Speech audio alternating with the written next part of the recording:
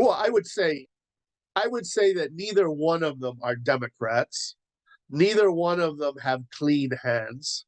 In Sudan, you see some of the rhetorics. They talk about that the army is a military institution as opposed to the rapid support, which is some kind of militia. But but that's kind of a dishonest comparison, because the army has functioned for much of its history like a sectarian and ethnic militia. All of Sudan's generals have come from the army. The army has a commercial economic empire separate from the state. The army has immunity from many civilian oversights. So that's why I say the army and the rapid support are more alike than they are different. The army represents the elite that has ruled Sudan since its inception, since January 1st, 1956. The rapid support are, to be honest, I mean, they have, there are elements within it that are bandits, that are thieves, that are, not good people, but they are the underclass. Why were they created? They were created because Khartoum, those who had power, wanted people they could use in a cheap way against their enemies.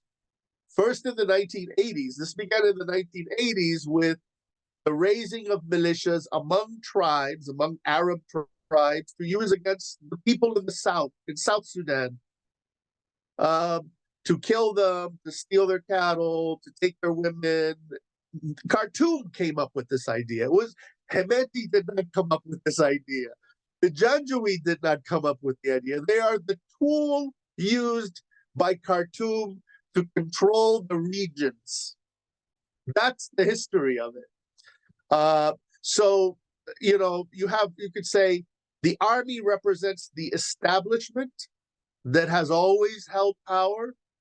And then the rapid support is this poorly disciplined shock troops from the marginalized areas, right? From the countryside, from Bedouin and tribal people that were used to fight an insurgency. وكانك تخبرني أن السودانيين أمام خيارين أحلاهما مر. Well, I would say neither is a good choice. I mean, this is the problem. Is what you need is there's a problem of military institutions in Sudan. Whatever that military institution is, there's a problem.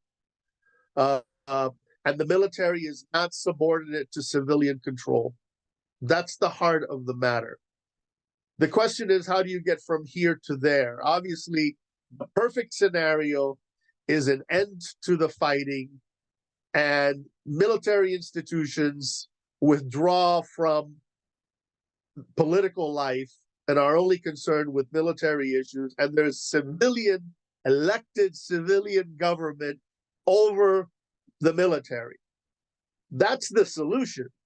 The problem is, the devil is in the details. How do we get from here, from today, to that solution? That's the problem.